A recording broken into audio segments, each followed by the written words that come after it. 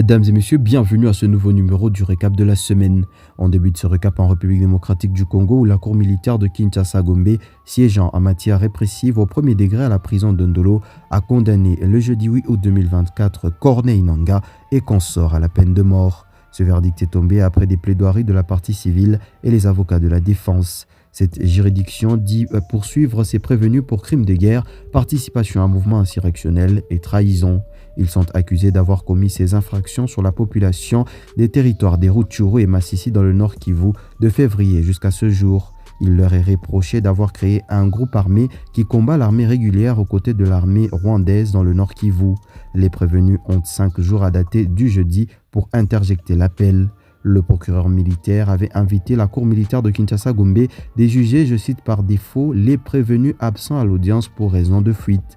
Le président de la cour avait fait acter cette demande du parquet militaire afin de juger les absents par défaut. Il est également à noter que l'exécutif national a par les biais du ministre de la Justice et garde de Sceaux Constant Mutamba annoncé une coopération avec certains pays pour appréhender Corneille Nangaa et d'autres complices condamnés à la peine de mort par la cour militaire de Kinshasa-Gombe. La bagarre entre militants de l'UDPS a fait de nombreux blessés ce mardi 6 août dans le hall du Palais du Peuple à Kinshasa. Cet accrochage opposait les pro-Augustin Kabuya aux pro-Jeko Kabea, cadre de l'UDPS. Cet accrochage entre ces deux camps a paralysé les activités et mouvements au sein du Palais du Peuple. Des témoins rapportent que ces affrontements ont causé des dégâts matériels énormes, chaises et vitres anti-vol ont été cassées. Ces derniers ont voulu empêcher le dépôt de la candidature d'Idrissa Afani Mangala, portée par les pro-Kabuya à la présidence du bureau du Sénat en lieu et place de Jonas Mukamba, considéré comme étant l'allié de l'UDPS. Les militants partisans des Jekobea accusent Augustin Kabuya de réduire les chances de Jonas Mukamba au détriment du candidat de l'Union sacrée Samalou Kondé.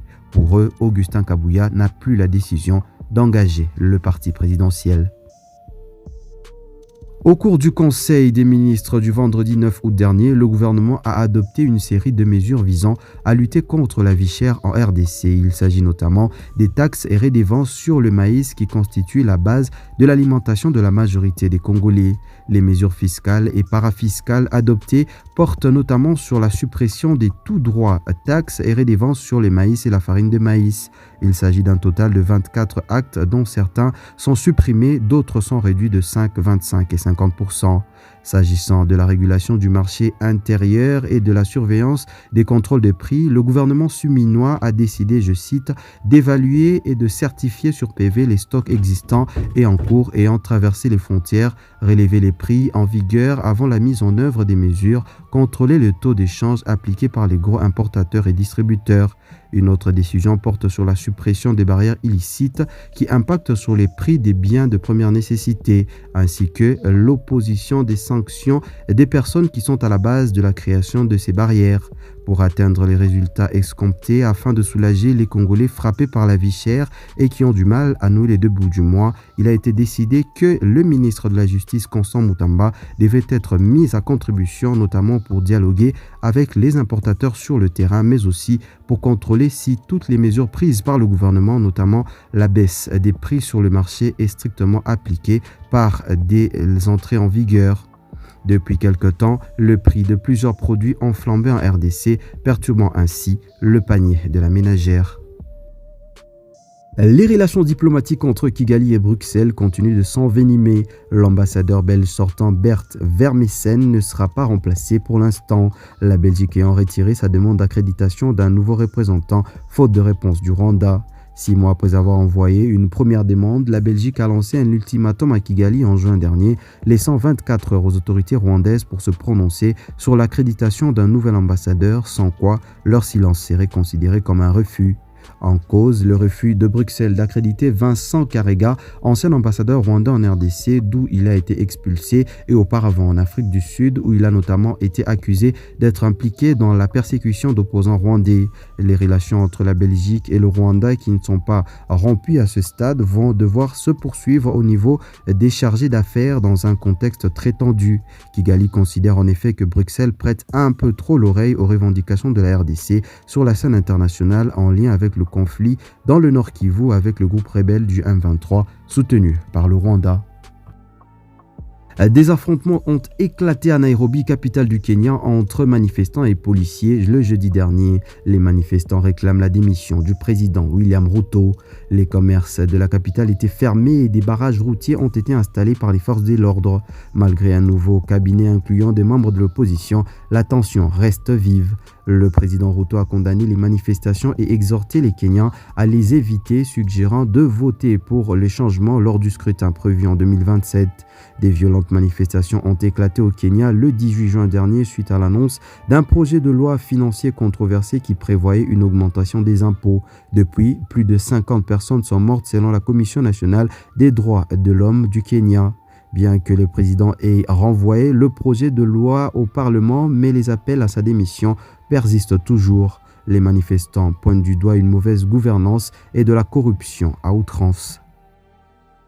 En place un mot de sport à présent, le Maroc a offert un récital face à l'Égypte 6-0 lors de la petite finale du tournoi olympique de football des JO de Paris ce jeudi 8 août 2024 au stade de la Beaujoire à Nantes. Les Marocains décrochent la médaille de bronze, récompensant ainsi une belle compétition.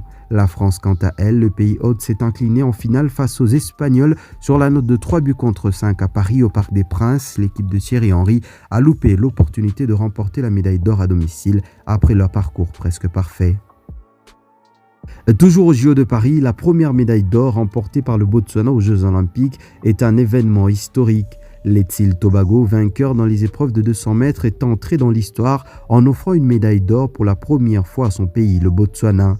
Et pour marquer cet événement à portée historique, le président de la République du Botswana, Masisi Mokgweetsi, a déclaré que la demi-journée du vendredi dernier est déclarée fériée sur toute l'étendue du territoire botswanais.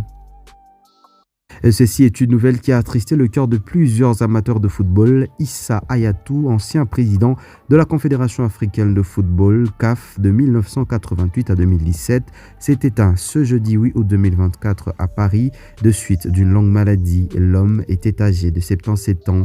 Sa disparition marque la fin d'une ère pour le football africain, une ère durant laquelle il a consacré près de 3 décennies pour l'essor du sport roi sur le continent.